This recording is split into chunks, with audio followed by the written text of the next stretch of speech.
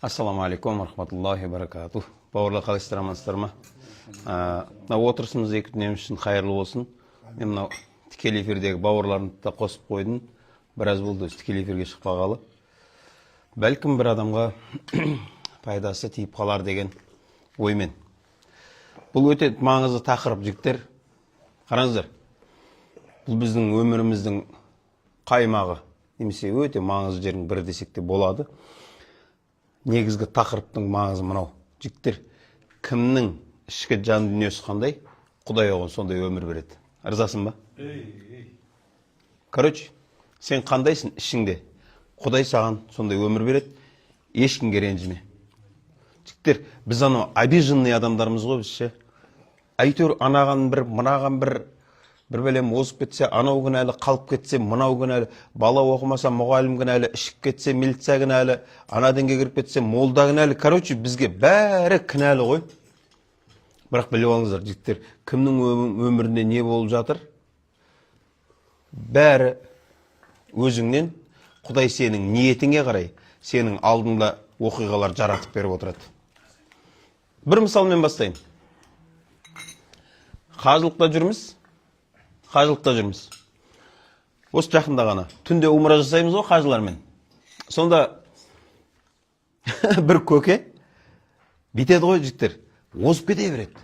Анау ихраммен харамға қарай бара жатыр қой. Өзі ойнақтап, бір үлкен кісі тұғын айтсам. Сол күні Құдайдың құдіреті ойнақтап алға шығып кетеді да битеді. Өзім кетіп қалайын ба деп ше. Сол ішке кіргеннен кейін сол жоғалып кетті ғой сол ше. Айтам, өзі дайындалған ет деймін да бұл ше. Жігіттер, 2012-ден бері осы қажылыққа барып жүрмін ғой. Тауаф етеміз. Шынымен миым бар ғой, есімде ғой. Жігіттер, менде болмаған. Мен тауафта жүріп, білесіздер ме, тауаф намаз секілді. Тауафта дәреті бұзылған адам шығып кетеді. Дәретсіз оны аяқтай алмасын. Тауафта жүріп, дәретім бұзылмаған менің ше. Жұма күні умра істеп жатырық та. Адам тола ғой. Жай, короче, бейт. Қадымдап жүрміз ғой. Екінші қатар, уже бір кругты 15 минутта айналдық. 14-15 минутта айналдық. Сөйтіп, екінші кругта, мына жерде бар ғой, мына кругта кіріп шығу деген масқара ғой. Ортада тұрып ағамыз. Дәретің бұзылса быт-жыт болатын шығар деген ғой. Жанында отырған бір апа. Ей, сөзіңе қарай береді, дұрыстап сөйлесей деді. 5-ші кругта дәретің бұзылып кетеді ғой үшін.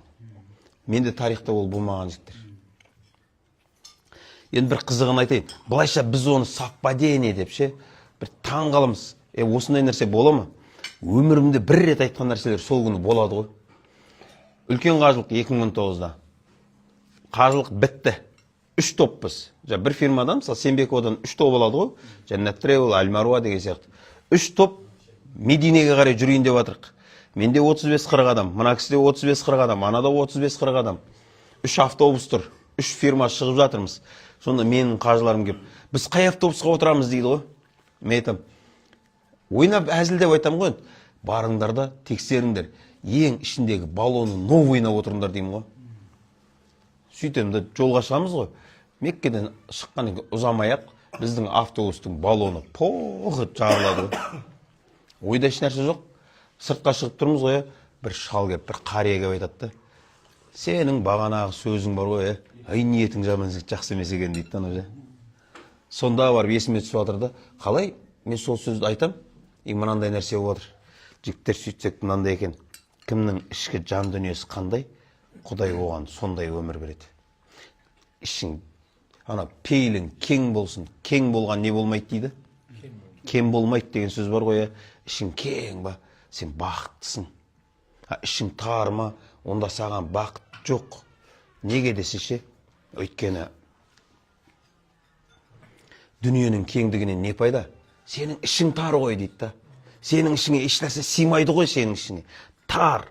Енді нормально бейт өмір сүрейін деп жатсаң, жаныңдағы бір көршің Тойота алады. Ойбай, кетті преступник ұстайды дұрыс па? Енді оны жазылып, қош жарайды енді әтасынан әлетенді деп, енді жазылайын деп жатсаң, Рекең өзің джибін сатады да, новый 223 алады. Тағы ауырасың ба? Қалай ауырмайсың? Үстеп әркімнің әр нәрсесіне ауырып жүрсе, байқұс инфаркт, инсульт болып өледі екен ғой. Көреалмаушылық бар. Көре алмаушылық бар ғой. Бұл рухани дерт адамға бергенше өте аянышты адамдар бұлар ше. Кімде рухани дерт бар? Хасаттық, көре алмаушылық, қызғаншақтық, іштарлық деген бар ғой. Жігіттер, кімде бар, оған ше өте аянышты. Неге? Бұл рухани дерт, ұрлық секілді. Ұрлық деген нәрсе бар ғой. Қалай ойлайсыздар? Ұрлықты ұры адам істейді ғой, жоқшылықтан істейді деп ойлайсыздар ма? Жоқтықтан істемейді адам ұрлықты. Ол болезнь, білесіздер ме? Рухани ауру. Әдет. Ол бай болса да ұрлай береді. Ол ауру. Привычка деген, әдет деген басқа. Бұл рухани ауру. Сол үшін не деген? Оны түрмеге қамайсың ғой. Ол наоборот опытнее болып шығады. Оны тек қана емдеудің жолы ше, қолын шабасын, сол кезде ғана тәубе етеді деген. Шариғат бекерден бекер ондайды шығармағанды. Енді қараңыз. Біздің елде ұрлағандар кесетін болсаң ше, 99% былай жүрейін деп тұр қой. Мынаны берші деп ше.